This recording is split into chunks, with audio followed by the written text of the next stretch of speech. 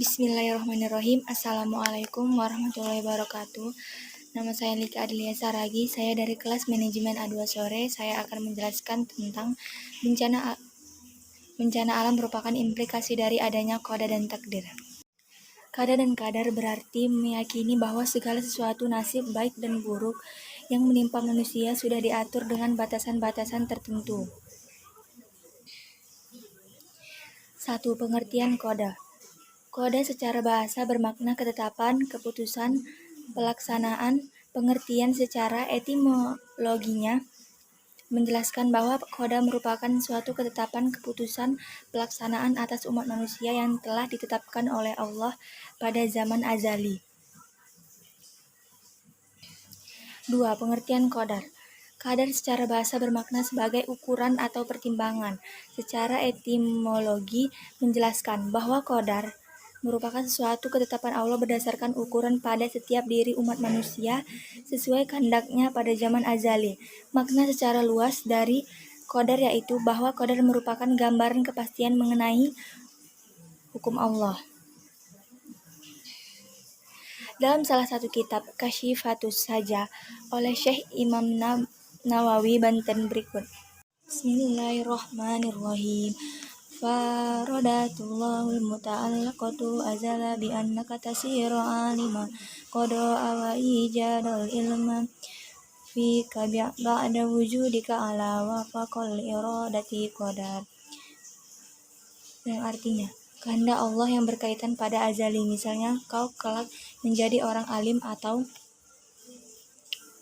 berpengetahuan adalah qada, sementara penciptaan ilmu dalam dirimu setelah wujudmu hadir di dunia sesuai dengan kehendaknya pada azali adalah qadar.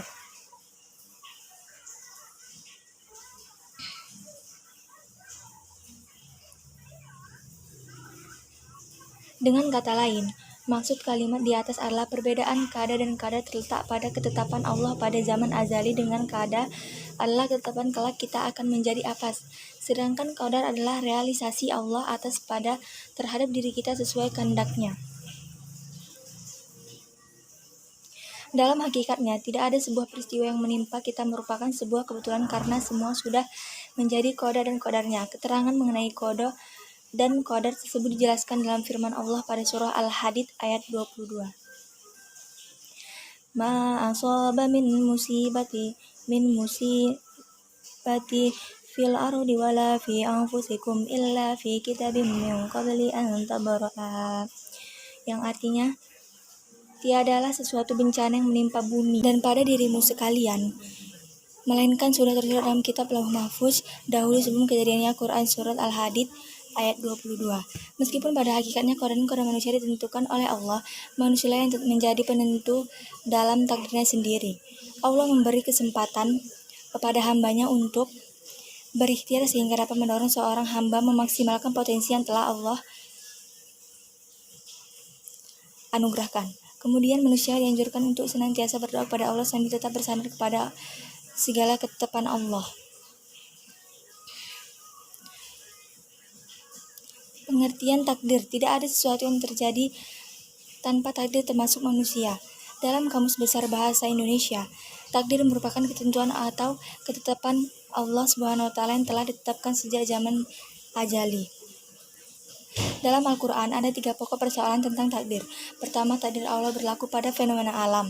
Artinya, hukum yang berlaku objektif sehingga kualitas alam dapat dipahami dan diperkirakan oleh manusia. Kedua, sunnatullah ini berkaitan dengan hukum sosial yang di dalamnya manusia terlibat.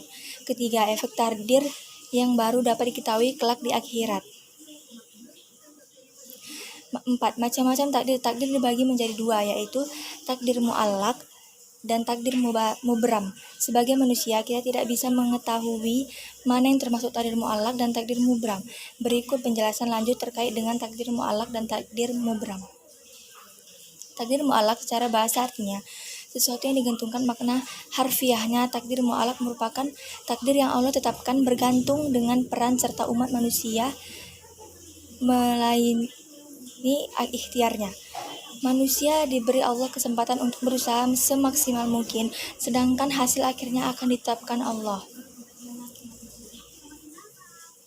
Contoh peristiwa yang berkaitan dengan takdir mu'allaq dalam kehidupan manusia. Salah satunya, kesuksesan bisa diraih dengan giat bekerja, kreatif, pantang menyerah ketika gagal, tanggung jawab, dan percaya diri. Dalam takdir mu'allaq, manusia mendapat kesempatan untuk berusaha sebaik dan semampunya agar mencapai seperti apa yang diharapkan. Hal ini sesuai dengan firman Allah pada surat Ar-Ra'd ayat 2 berikut. Bismillahirrahmanirrahim. Innallaha la yughayyiru ma biqaumin hatta yughayyiru ma bi anfusihim. Artinya, sesungguhnya Allah tidak akan merubah keadaan suatu kaum sebelum mereka mengubah keadaan diri mereka sendiri. Quran surat Ar-Ra'd 2. Takdir mubram secara bahasa berarti sesuatu yang tidak dapat dihindari atau dielakkan, sehingga merupakan sesuatu yang sudah pasti. Secara harfiah, takdir mubram merupakan ketentuan mutlak Allah terhadap umat manusia sehingga manusia tidak bisa menghindarinya. Contoh peristiwa sebagai wujud takdir mubram pada umat manusia yaitu kematian. Takdir ini merupakan takdir mutlak yang hanya Allah yang mengetahuinya. Manusia tidak dapat menghindar dari peristiwa kematian.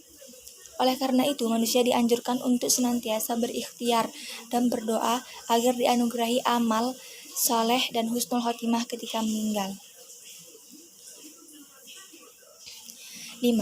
Hikmah beriman kepada qadar dan qadar. Selalu bersyukur atas nikmat yang diberikan oleh Allah Subhanahu wa taala.